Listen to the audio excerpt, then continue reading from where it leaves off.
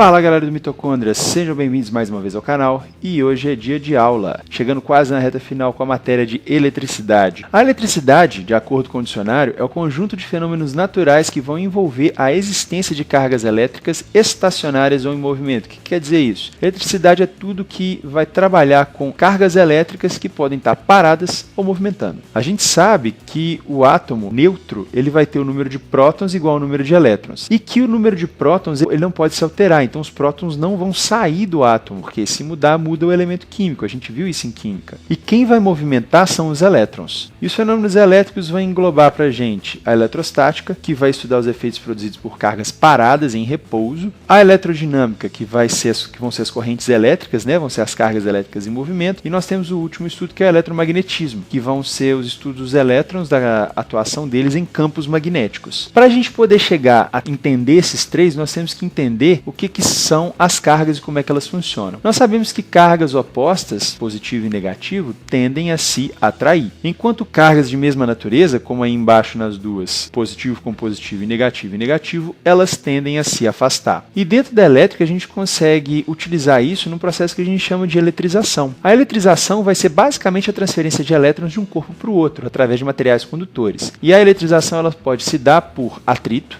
contato e indução. Como que funciona cada um? A eletrização por atrito foi aquela que Tales de Mileto. Eu atrito dois materiais, no caso aí é o vidro e a seda. Vocês conseguem perceber que nós temos cargas positivas e negativas nele. Isso antes deles serem atritados. E depois de serem atritados, a gente vê que o vidro passa a ter cargas positivas em grande quantidade e a seda fica eletrizada negativamente. Eles passaram os elétrons deles do vidro para a seda. Um for com carga negativa e outro positiva. No nosso caso, a gente consegue fazer isso com o balão e o cabelo numa festa. Quando você esfrega o balão no cabelo, você pode notar que ao aproximar dos pelos do braço, por exemplo, os pelos do braço vão ser atraídos pelo balão. É uma eletrização por atrito. E essa eletrização vai depender também da natureza do material. Por exemplo, eu atritar o vidro com seda pode deixar o vidro positivo e a seda negativa. Se eu atritar o vidro com outra substância qualquer, sei lá, vamos supor couro, pode ser que ocorra o contrário. O vidro pegue elétrons e o couro fique positivo. Nós temos a eletrização por contato, que ocorre quando eu tenho um objeto neutro e outro já eletrizado. São dois materiais ali condutores, então para poder fazer essa eletrização a gente tem que ter os dois materiais condutores.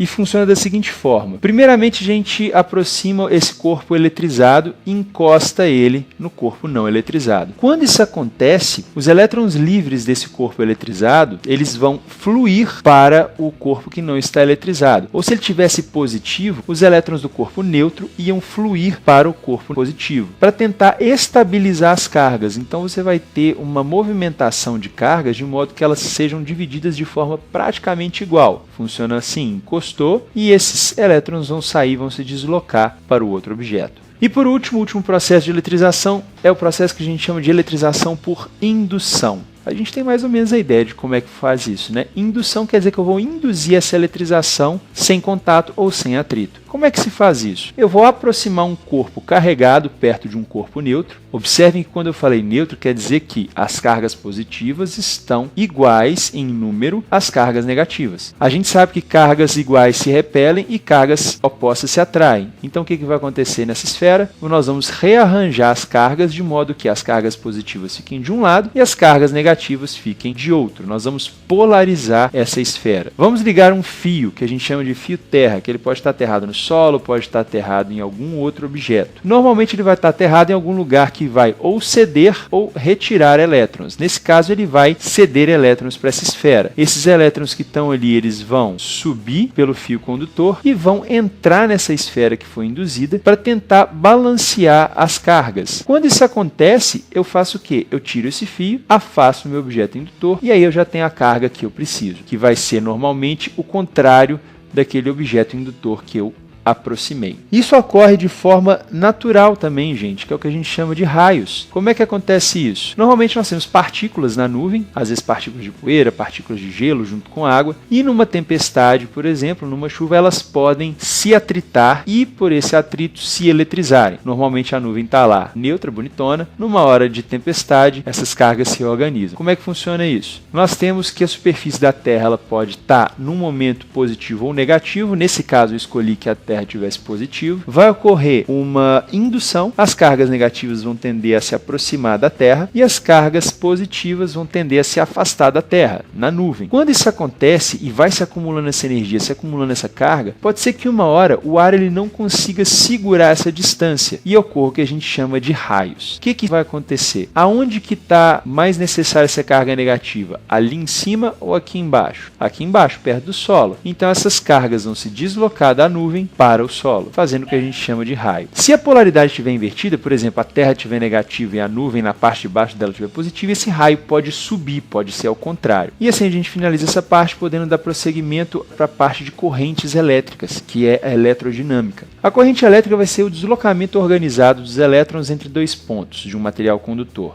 Então você tem que ter um fio condutor, vamos pensar no circuito de um computador, de um tablet. Você vai ter vários fios que vão levar a energia elétrica, vão levar esses elétrons de um ponto a outro. Nós temos dois tipos de corrente, não precisa preocupar como é que elas são formadas agora não. Só saber que existem dois tipos, que é a corrente alternada e a corrente contínua. E essas correntes que podem ser desses dois tipos, elas têm algumas características que vão ser peculiares para a gente, que a gente precisa de saber, que são elas. A tensão elétrica, que vai ser a força da movimentação dos elétrons entre dois polos de um sistema condutor, entre polo positivo e polo negativo. Essa diferença de potencial a gente chama de DDP. Vocês vão ouvir isso ainda muito na física, não só no fundamental como no ensino médio. E a gente mede a tensão elétrica em volts. Quando a gente vira e fala que a tomada ela é 110 ou 220 volts, eu estou falando a tensão elétrica, ou seja, a diferença do potencial entre o polo positivo e negativo do circuito da sua casa. A tensão elétrica ela pode ser calculada dessa forma. Eu vou ter a tensão elétrica que vai ser igual à energia elétrica, que a gente mede ela em kWh, aquela medida que você vê lá no relógio de luz da sua casa, e a quantidade de carga eletrizada, a quantidade de elétrons que passaram por aquele circuito. Nós temos a intensidade da corrente elétrica, representada pela letra I, que vai ser a quantidade de carga que vai passar por um determinado ponto no intervalo de tempo. A unidade de medida no sistema internacional é o ampere, que também você consegue ver esse valor aí nas pilhas, nos equipamentos, você vai ver lá um azinho na frente dele. Pode ser calculada pela quantidade de carga elétrica, a unidade de medida da carga elétrica que eu não falei é Coulomb, e a variação do tempo. Nós temos a potência elétrica, que assim como lá nas medidas de trabalho que a gente fez, vai ser um trabalho realizado pela corrente. E a gente mede o trabalho realizado por essa corrente em watt, que é aquela unidade de medida que a gente utiliza, por exemplo, numa lâmpada. E a gente vê que quanto maior a potência, mais iluminação dessa lâmpada, ou seja, mais trabalho ela realizou. A potência ela vai ser calculada com a diferença de potencial vezes a intensidade da corrente. Se você multiplicar esses dois valores, você tem a potência. Ou ela pode ser calculada também você dividindo a energia elétrica que foi utilizada pela variação de tempo em segundos.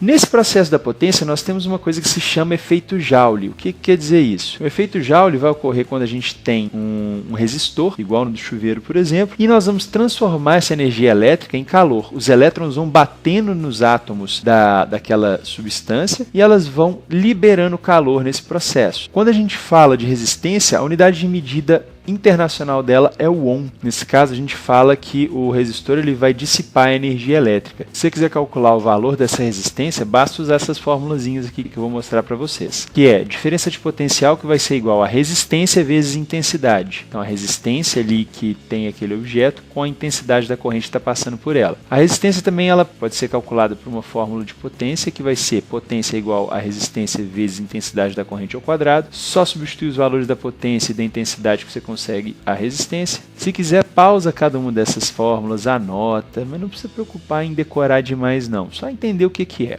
A energia elétrica, que eu já falei lá dela antes, mas a gente não sabe o que era, que é quando o equipamento elétrico fica em funcionamento durante um determinado intervalo de tempo, e a gente calcula em kWh. Nós utilizamos esse cálculo aí para a gente poder quantificar o que um equipamento está usando para poder cobrar numa conta de luz e entender quanto dessa energia elétrica foi consumida. A unidade de medida é kWh, como eu já tinha falado, e para calcular nós vamos utilizar essa seguinte fórmula, que a energia elétrica é igual a potência vezes tempo. Eu tinha falado dos resistores ali atrás, mas o que são resistores? São componentes que vão resistir à passagem de corrente elétrica. E quando eles são associados, eles podem ser associados de duas formas. Ou em série, que é um atrás do outro, ou em paralelo, eles vão ser colocados um lateralmente ao outro e não em sequência. Uma coisa interessante é que quando você coloca esses resistores em sequência, você consegue perceber que a diferença de potencial vai diminuindo à medida que essas resistências vão sendo aplicadas. É uma forma, por exemplo, da gente diminuir a tensão que vem lá da hidrelétrica, às vezes 20.000 volts, para você poder usar em casa, que é 127 volts, ou seja, muito menos que 100%. Ao passo que quando eu coloco em paralelo, essa voltagem não diminui. O que vai acontecer é que nós vamos dividir a corrente elétrica entre 3 resistores diferentes. Agora, falando um pouco dos equipamentos que a gente usa em casa, um deles é o disjuntor, que a função dele vai ser proteger o sistema elétrico. Ele está lá na caixa elétrica, geralmente quando seu pai fala, desliga a luz aí para mim na caixa, ele está falando para você desligar no disjuntor. A função dele vai ser distribuir a corrente que chega na sua casa da rua, que vem da operadora de luz da sua cidade, e distribuir elas pelos cômodos ou pelos aparelhos, então você vai ter um tanto de botão diferente. E ele também ajuda a proteger a nossa instalação elétrica de danos por curto-circuito ou por aumento súbito de corrente elétrica, que é o caso, por exemplo, quando você tem equipamentos funcionando muito além da conta do que ele consegue, passando muito mais corrente ali, e você tem o equipamento de segurança dentro dele que ele vai desligar automaticamente. E falando nele, do curto-circuito, né, o que seria um curto-circuito? É quando você tem uma passagem de corrente elétrica com força acima do normal, ou quando você reduz, encurta o caminho de um circuito com resistores ligados, o que pode gerar acidentes, pode gerar explosões, incêndios e várias coisas assim.